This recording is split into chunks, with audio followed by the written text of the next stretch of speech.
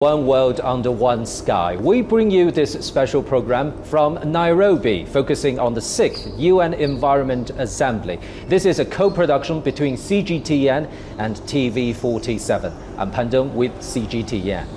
And I'm George Maringa with TV47. And as thousands of delegates converge in Kenya's capital, Nairobi, for the 6th session of the United Nations Environment Assembly, we bring you this conversation. Joining me on set are our guests from the immediate, rather extreme right is Richard Munang, Head of Global Environment Monitoring Systems. Thank you so much, Richard, for joining us. In the middle is Fred Duby, former Senior Counselor of the United Nations Secretariat and Expert Advisor for the international work of China, biodiversity conservation and green development. Thank you for joining us, Fred. And to my immediate right is Professor Liu Peiming, Executive Vice President of Tongji University. Gentlemen, thank you for joining us in the program. And gentlemen, let's start with the theme of this year's UNEA gathering, dealing with triple planetary crisis, namely climate change, loss of biodiversity and pollution. Gentlemen, how pressing is the situation right now? Let me start with you, Dr. Munang. Yeah, thank you very much for having me. Actually, the world is under the weight of environmental crisis, which we've already articulated, biodiversity loss and pollution and waste and climate change. And as a result of this, we are seeing the challenges manifested every day, whether it is drought and flood, or whether it is each and every day, as we speak today, 2,000 trucks of garbage empty into our oceans, into our rivers, into our water bodies. And with all these challenges, for the past 40 years, 69% of our biodiversity and wildlife has actually been lost. And with these challenges, the world is coming together to be able to put in place not just policies, but pave the way forward in such a way that we can be able to advance not only nature actions and biodiversity solutions, but also drive a transformational pathway in which we can reduce pollution and enhance our transformational climate solutions. Mr. Doody, what's your take? Yeah, I can only agree. What I see is that the impact of these challenges is felt unequally around the world.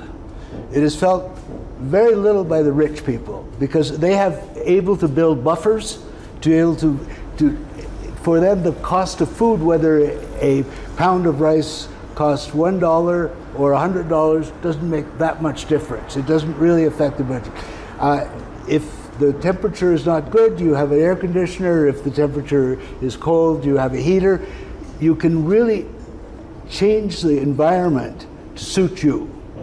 And yet we have more than 6 billion people in the world who do not have that opportunity, who are tied to nature in a very, very symbiotic way, in a very profound way, and in fact in a very glorious way. And I think these are the people that are most suffering. However, in the future, and the future may be only a few weeks away, we can see that these problems are felt also by other parts of society.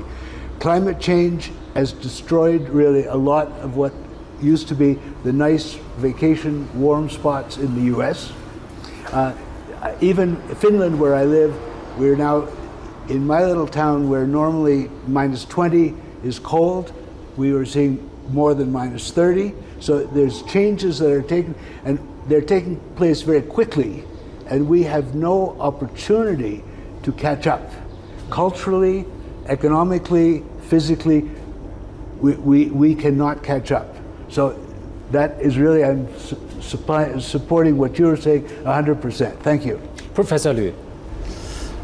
Climate change is felt very obviously by everybody. Just speaking of this year, we have extreme heat and somewhere, and we have extreme coldness in some other places. So climate change is really in place. And pollution is almost, felt by everybody. So you see especially the white pollution, which takes longer time to be digested. So I think we are really, pressed by all these environmental and climate change issues and problems. Everybody should realize the importance or the urging us to take some actions to deal with these problems. Richard, it is without doubt that all of you have agreed there is a problem, and given the enormity of these challenges that the world is currently facing, why are environment assemblies or meetings like UNEA-6 important? Well, the UN Environment Assembly is the environment parliament of the world, bringing over 193 member states to be able to debate on the issues, as you've already heard, on climate change, on pollution and waste, on biodiversity laws. And it is only through collective action that these global issues can actually be solved. And so the United Nations Environment Assembly 6, as is happening under the theme Effective, Inclusive and Sustainable Solutions to Tackle this triple planetary crisis, couldn't have been more timely. And in this time around, we are speaking, and you've heard 7 million people across the entire world are dying as a result of air pollution. That's not just a statistic. As we're speaking today, that is killing more people 3 times more than accidents in the entire world. If you do that within the African continent, 700,000 Africans die because of indoor pollution. That is just on pollution. When it comes to climate change, the UNEP emissions gap report that was released last year in November shows that the world is heading towards 2.9 degrees. That's above the 1.5 that the Intergovernmental Panel on Climate Change has actually stated. If we were to go above that, we'll face cataclysmic effects. And we're already seeing sea level rise already. Putting these all together, member states coming together now to put in place resolutions that can help advance transformational action becomes very, very important. And that is the essence of why UNEA is here today. As the African proverb tells us, when the drum beat changes, so must the dance. So now the dance have to change, and that changing dancing steps have to be on solutions so that at least we don't continue down this pathway of challenges of pollution, challenges of climate change, and continuous destruction of our nature. Absolutely. Professor Liu, what's your take on this? I think such kind of international platforms are of vital importance to tackling the climate issues. First of all, this kind of assembly provides a platform for people from various countries to voice their concerns about the environmental pressures, especially those underdeveloped and the underprivileged groups of people. Their voices should be heard. Secondly, this provides a platform for people from different countries to share their expertise on dealing with environmental problems. Like for example, the Chinese government has been making great efforts to transform their energy consumption forms, right? And our expertise can be shared, especially for those developing countries, so that they can learn from the Chinese practices and to try to select their own path of energy transition. And I think these are very, very important international platforms. Mr. Dudi, being specific on the loss of biodiversity, there have been quite some multilateral agreements dealing with that. Let's focus on the recent and the significant one, that is the Kunming-Montreal Global Biodiversity Framework reached in 2022. Now, almost 2 years have passed. What do you make of the actions that have taken place under this framework? Thank you. But before we're doing that, I'd like to just remind us all of the goals of the Biodiversity Convention and the Global Biodiversity Framework. The first goal is the focus on ecosystems and the species health of the species. One of the critical things there is to halt human-induced species elimination. The second is sustainable use of biodiversity. And we all use biodiversity. That we cannot get away from. We use biodiversity. Every moment that we're sitting in this chair, we are using biodiversity. It has to be sustainable. The third is equitable sharing of benefits. And that's one of the things that our world is really not good at. We tend to find people who would like to share maybe 99 for me and 1 for you. That sounds like fair. Okay, so the equitable sharing of benefits is a very critical thing. And the fourth goal was to close the biodiversity funding gap, which is around $7 billion a year. So these are the goals that were set. And I think when we look at the actions, we look at the targets, we have to go back and think how these fit into the goals. UNEA is very important because it first of all brings the 3 crises together. Secondly, it provides the political oomph, the political power for governments to start implementing solutions. And it takes it away from nice wishful thinking, beautiful ideas that are talked about in the church on Sunday, into something that is hard, real, and has to have true, effective impact. So I think that's the importance of why we're here today. Thank you. Richard, let's look at matters plastic pollution, and we are in the final stages of negotiations on a global instrument on plastic solution, a key outcome of UNEA-5. Now, how important is this agreement, and 2, what is UNEA-6's plan on this front?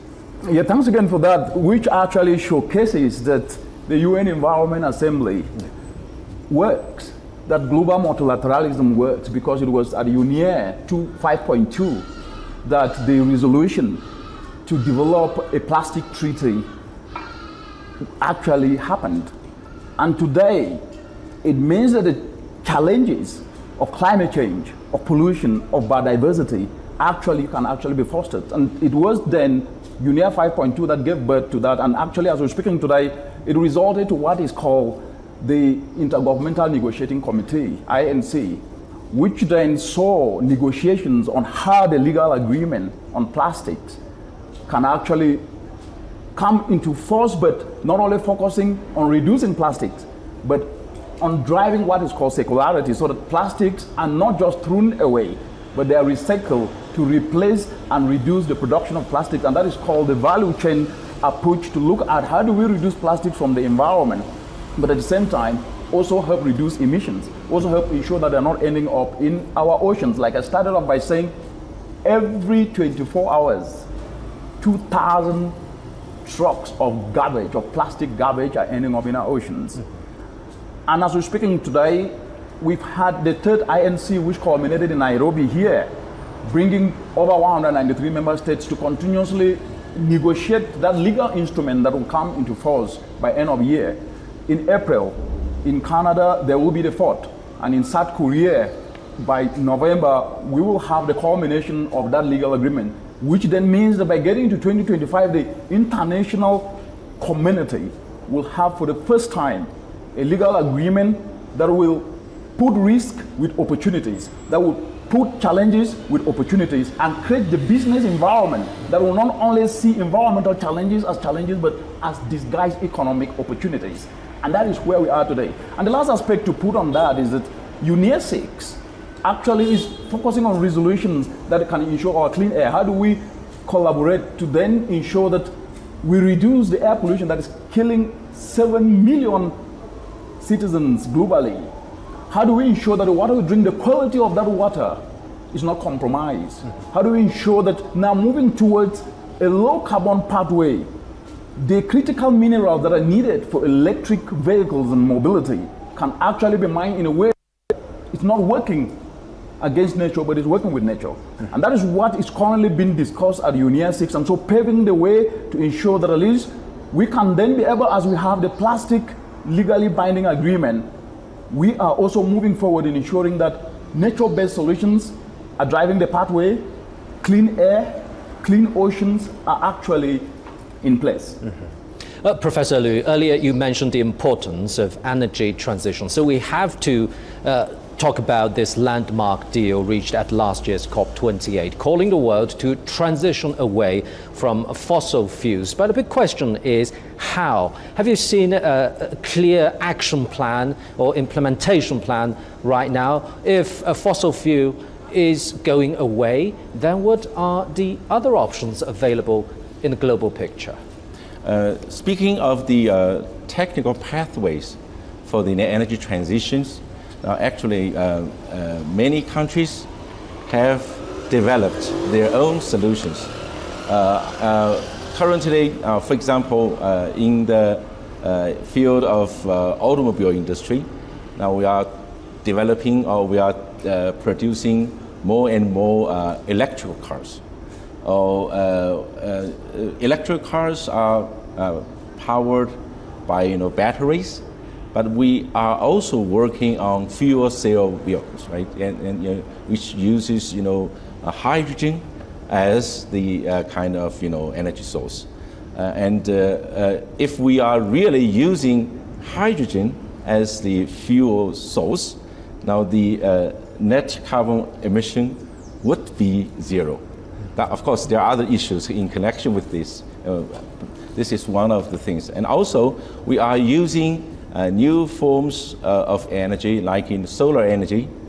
Solar energy is not a new phenomenon, but how to reduce the carbon emission during the production of the solar panels.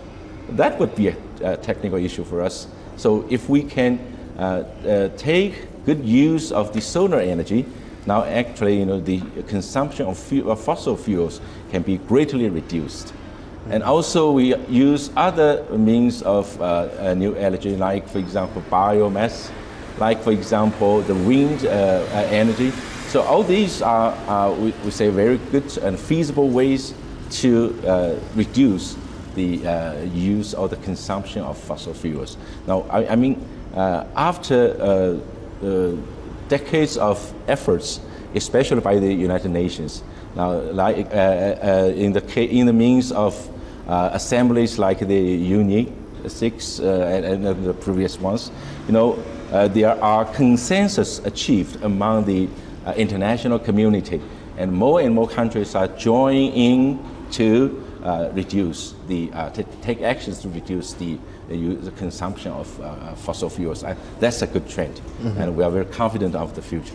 Talking of energy sources, Fred, many of the developing countries are still using oil and gas, in their day-to-day activities, while part of the developed world wants to abolish fossil fuels and go the green way, and also use renewable energy. Is the deal too unfair, especially for the developing countries, noting or rather comparing or if you juxtapose the levels of development between the global north and the global south?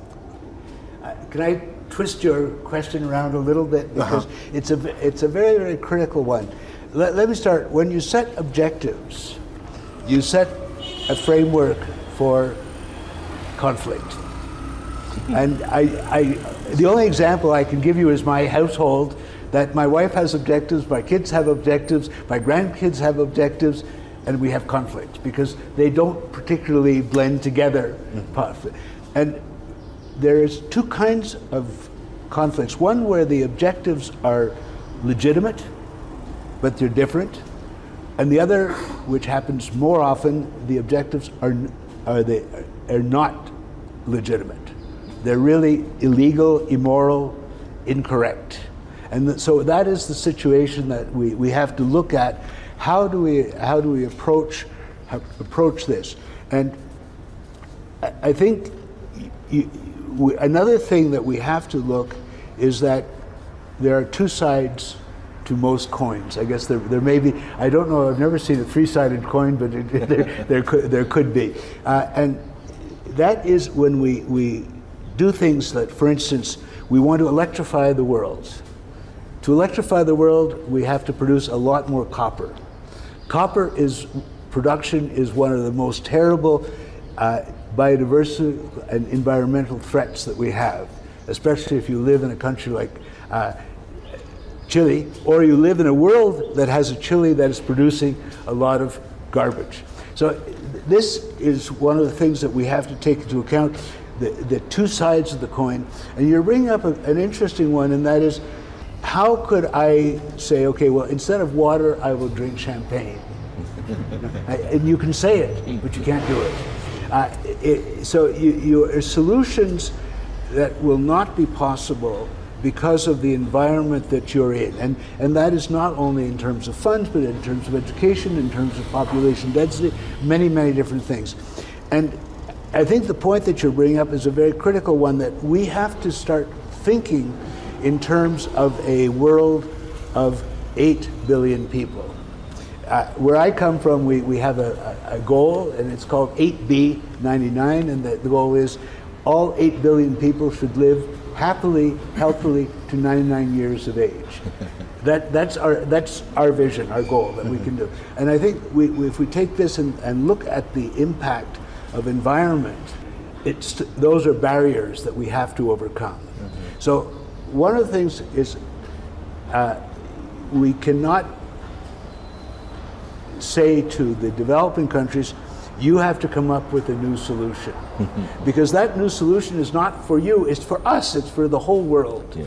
And I'll later on, I'll give you some examples of things that we're trying to do that will get all sides, all parties involved, really involved, put skin in the problem and in the solution.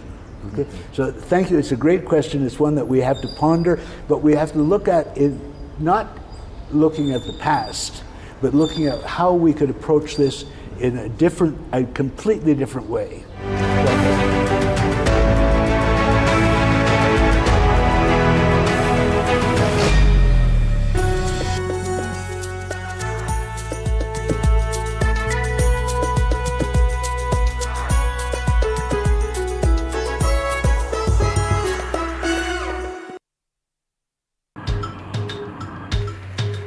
Na safari hii katika Mfahamu Kiongozi tutakuletea viongozi aina mbalimbali. Nikuwe na Nisani kama 10 na pia nikuwe menua minibus. Minibus niko niwa. Kushinda unaangalia simu ya mzee, soma Biblia ama ingia kwa washroom ujisugue mpaka nimetoa hivi. I don't know whether any of my children would want to get into the political field. Sijajua bado. Kila Alhamisi saa 1:30 kuendelea.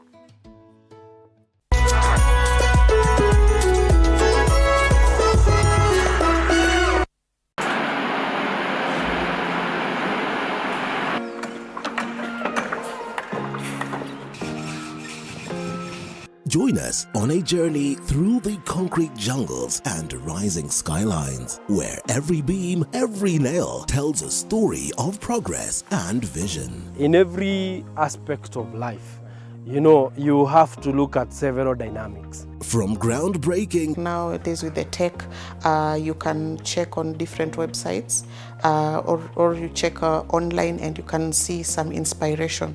So at least that one would be a direction already. I'll know like what kind of style you're going for. to finishing touches. Witness the dedication of the hard-working teams who bring these ambitious dreams to reality. The Realtor, Tuesdays at 6:30 p.m.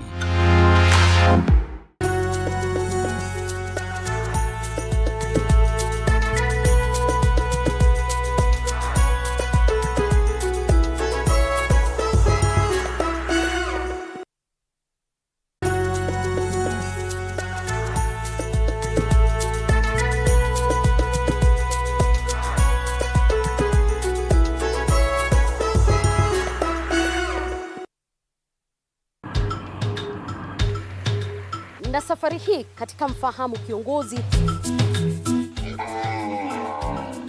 tutakuletea viongozi aina mbalimbali. Nikuwe na Nisani kama 10 na pia nikuwe menua minibus. Minibus niko niwa. Kushinda unaangalia simu ya mzee, soma Biblia ama ingia kwa washroom ujisugue mpaka nimetoa hivi. I don't know whether any of my children would want to get into the political field. Sijajua bado. Kila Alhamisi saa 1:30 kuendelea.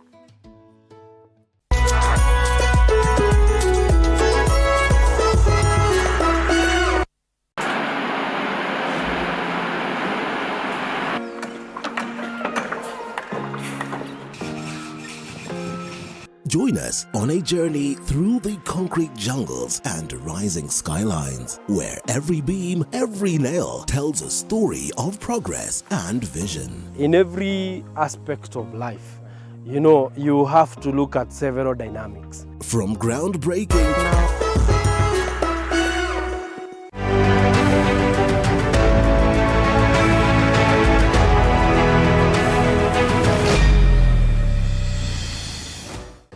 Well, Mr. Duty, your remarks lead us to another crucial issue in the big picture in dealing with environmental challenges, that is just transition. Professor Liu, what do you make of the current gap between developed and developing countries? And are the existing mechanisms, international institutions, enough to deal with this gap?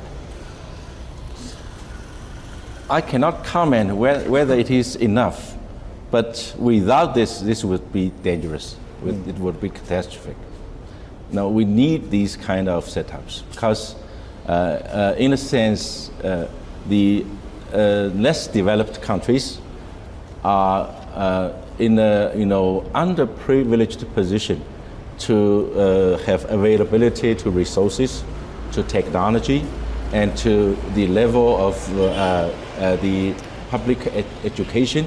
So which these are very important for countries to solve environmental problems. So I always say that we must have such kind of international mechanism to help ensure, as just mentioned. Now this is one world. No one can be exempted from his or her duties or responsibilities to can be concerned about others.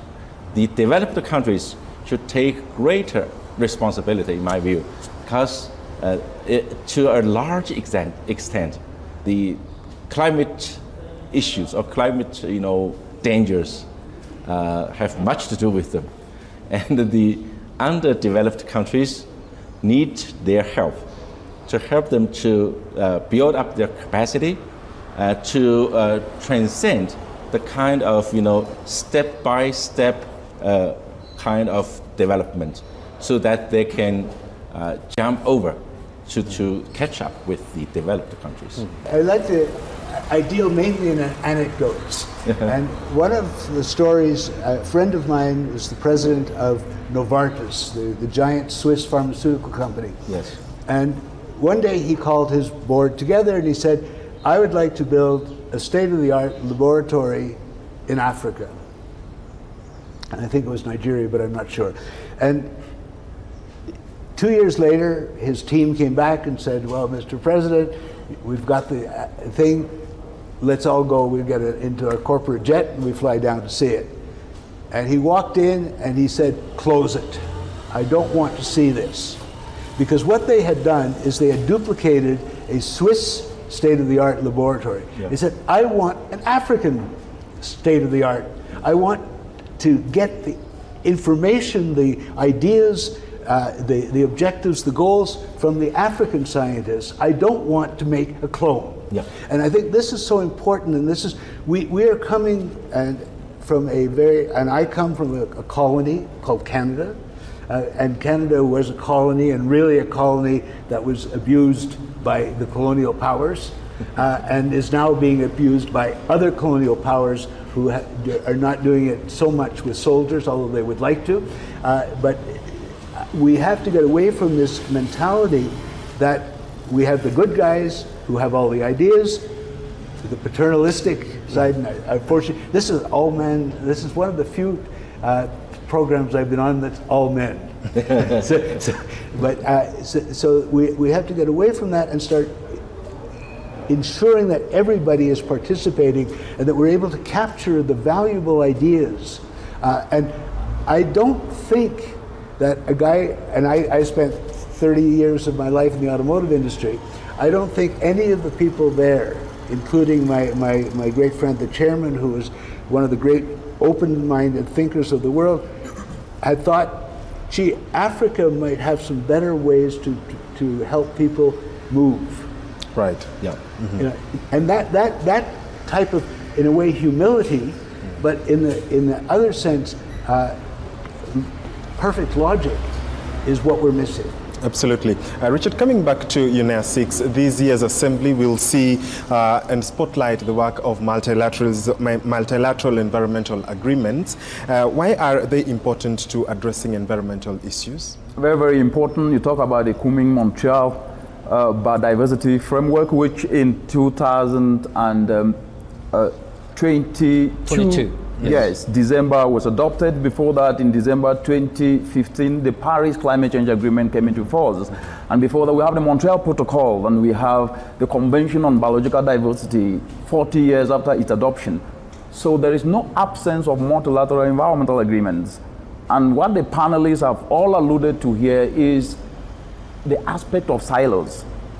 Because we will not be able to implement and drive climate action while we are not working at the same time to address pollution and to address biodiversity loss. And therefore, the UN Environment Assembly discussion now is how do we create synergies and integrated approaches towards driving transformational development.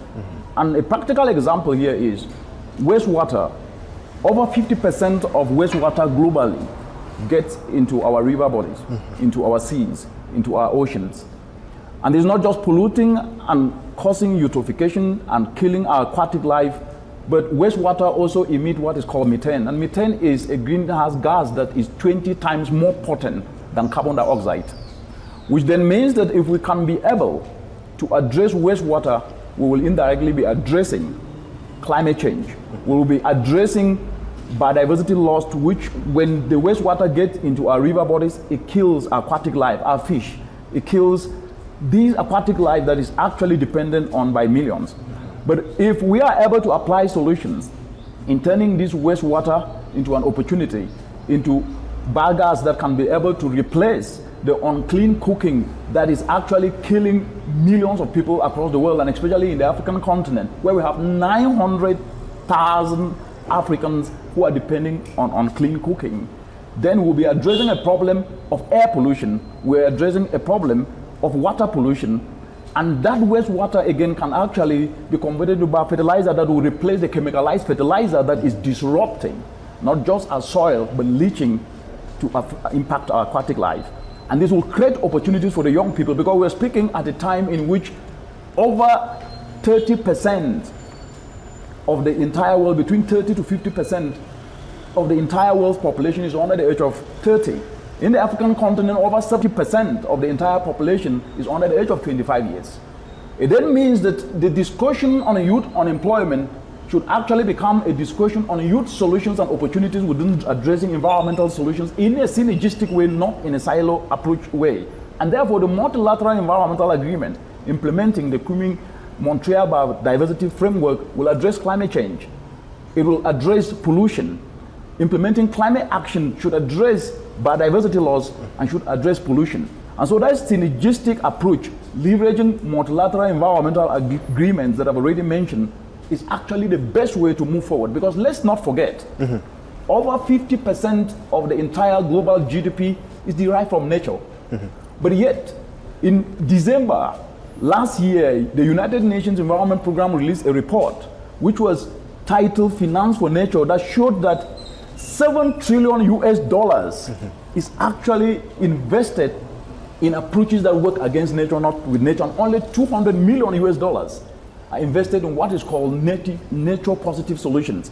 That means there's no absence of money, but the money is being used wrongly. And therefore, if we can use the money the right way in driving solutions that work with nature, not against nature, in driving solutions that can then be able to reduce pollution, that will at the same time reduce the changing climate that we see today. And just the last aspect on just transition, which I think the panelists articulated that aspect very excellently. It is about equity. It is about justice. When you look at the global south today, that is vulnerable to the changing climate and contributing the least. For example, Africa, that contributes just between 3 to 4%. Transitioning the continent will be about that mother in a community, in a village, who produces her food, but it gets spoiled because she lacks a solar cool storage or a solar dryer to then be able to add value to it. And therefore, just transition should be leveraging clean energy solutions to power transformational solutions that respond to the informal sector and those at the bottom of the pyramid. That is an aspect that will help reduce emissions which come from post-harvest losses, because food waste results and contribute to emissions. That will mean that there will be less focus on opening up more land that destroy our forests, our biodiversity. And that is a synergistic thinking that will help move us forward through the lens of just transition, but leveraging on multilateral environmental agreements.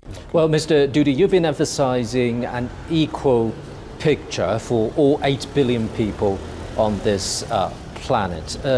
This brings us to the China proposal of building a community of a shared future for mankind. Do you think it's conducive to the building up of true multilateralism in current world efforts to deal with environmental challenges? Yes, I do. That's a quick answer. One of the problems with multilateral, because there are many, many good sides, but they can often not include all the people that should be included, all the sides that should be included. So you may have a dominant side that says, okay, we'll all do this together, my way. And they may not make it very loud, my way, but that's what they're fighting for. And the solution then is really a unilateral solution with a multilateral embellishment. And so that's a very, very critical thing that we have to think. We have to find a way to walk together. Now, one of the problems that you've brought up, and that is transition. And I read some months ago the story of an African tribes, and these are thousands of years of people that moved north. And they populated what is today Northern Europe. And then came the Ice Age. But it came very gradually, and they moved back to Africa. And they were able to handle this. But we're talking in terms of maybe 1 million years. We have changes that are cataclysmic that happen, well, let's take the latest example that we're all aware of, AI. 3 years ago, only a bunch of eggheads knew about AI, and probably the people that work with the professor. But today, it's on top of us. And we don't know how to adapt to it. We have not the basis. So one of our great problems, our great challenges, is in education. To help people understand that stability. When I went to university, the idea is you would go to university, you would get your degree, you would get a job, you would stay in that job until you retired. And most of my friends did that. And they retired when they were 70 years old and died when they were 75. But that stability was guaranteed. Today, nobody even thinks of stability. Nobody will ask, I'm taking this job now, will you let me stay in the company for 50 years? And if the company is honest, we don't know if we'll be alive for 50 hours. So we have to find ways, and this really is where we have to walk together, where all the cultures, all the deep cultures that we have to come together to find approaches that will help us cope with rapid transition. And if we don't do that, I think we're lost. And that is part of this conference. Part of I spent a lot of effort in the CBD, in going to all of the meetings, including in Montreal. Were you in Montreal? No, I was not there, but I was following that. Okay, and I was in Montreal, and it was so wonderful to see how people were walking together. And I think this plea from China to let's walk together towards a joint future. And that joint future will have to have some form of equality, of equity. Professor, I could see you noting in a report to UNEA-6, Ms. Inga Anderson used the term highly fragmented to describe the current status of multilateral efforts to deal with environmental issues. What are some of the challenges to multilateralism? Multilateralism is something we are, searching for. But today's world is somehow moving toward the opposite. You know, it's there are very strong, you know, motivation from the major powers of the globe, yes, to move toward unilateralism, not multilateralism. Now, this is a very, you know, I would say, disturbing situation for us. I'm very much concerned about that. Mm-hmm. Now, we hope that on such, you know, international mechanism like the UNEA-6, things like that, we need to try to reach or to talk people toward a consensus on multilateralism, because one world means everybody lives in connection with the other. There is no way for us to be isolated from the other people, from the other part of the world.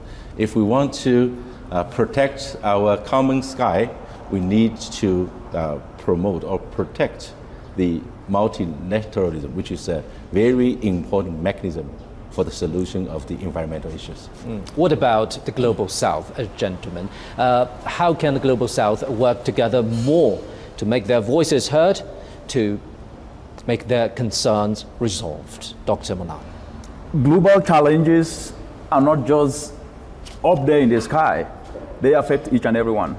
And to each of the countries and parts of the world that these challenges are actually impacting, they do have solutions.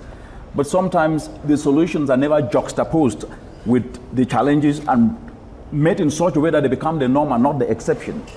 And because of this, the discussions are focused most of the time on challenges, and our mothers and brothers and sisters and young people who are innovating each and every day are coming up with solutions that are addressing this. For example, I gave the example of solar dryers that are helping mothers in African communities to dry their vegetables. We have innovative approaches of financing, like M-Pesa in Kenya here, where a mother in a community will be able to access financing just through the use of a mobile phone. We have now the transformational solutions that are happening in other parts of the world. For example, China is moving with electric vehicles and electric mobility. In the African continent, that is a least emitter, they do have the critical minerals, chromium, lithium, copper, nickel, that are needed to drive the low carbon pathway. So SAT cooperation should be about exchanging knowledge on what is happening in other countries and other regions with the other regions, and also learning. So it's not just about knowledge transfer, it's about cross-learning, what I call cross-hybridization of solutions.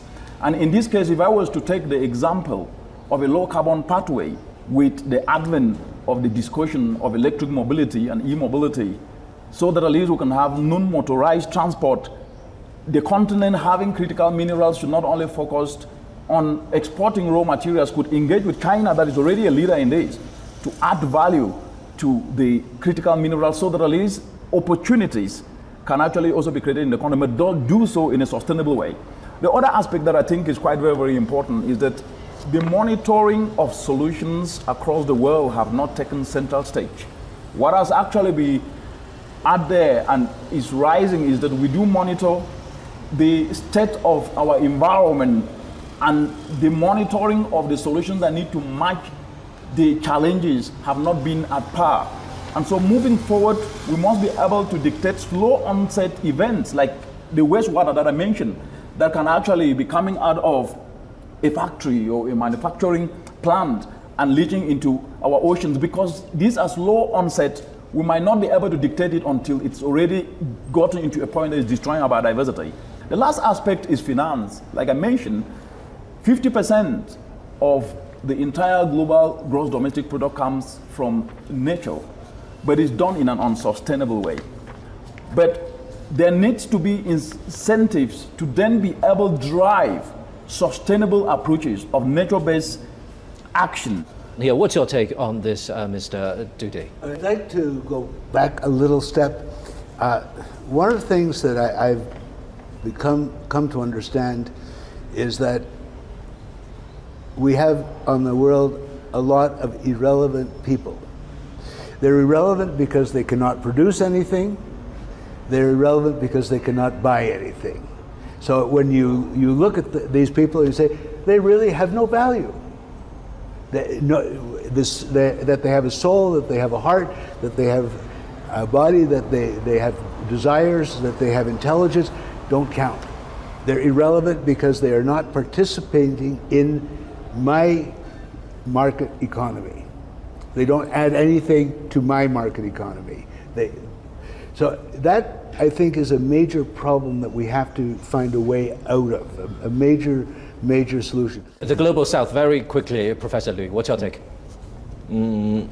I think, we should share the kind of, good practices, at a regular basis, so that, all the people will be geared toward the same direction. Yeah. Thank you very much, gentlemen, for your input. And that's it for the special program focusing on the 6th UN Environment Assembly, One World Under One Sky. I'm Pan Dong with CGTN. And of course, right here, we were joined by our guests on the extreme right, Richard Munang, Head of Global Environment Monitoring Systems. Thank you so much, Richard, for joining us. In the middle has been Fred Dubé, former Senior Counselor of the United Nations Secretariat and Expert Advisor for the international work of China, Biodiversity, Conservation and Green Development. Thank you, Fred, for joining us. Last but not least, on my immediate right has been Professor Liu Peiming, Executive Vice President of Tongji University. Gentlemen, thank you for joining us. My name is George Maringa with TV 47. It's a goodbye for now.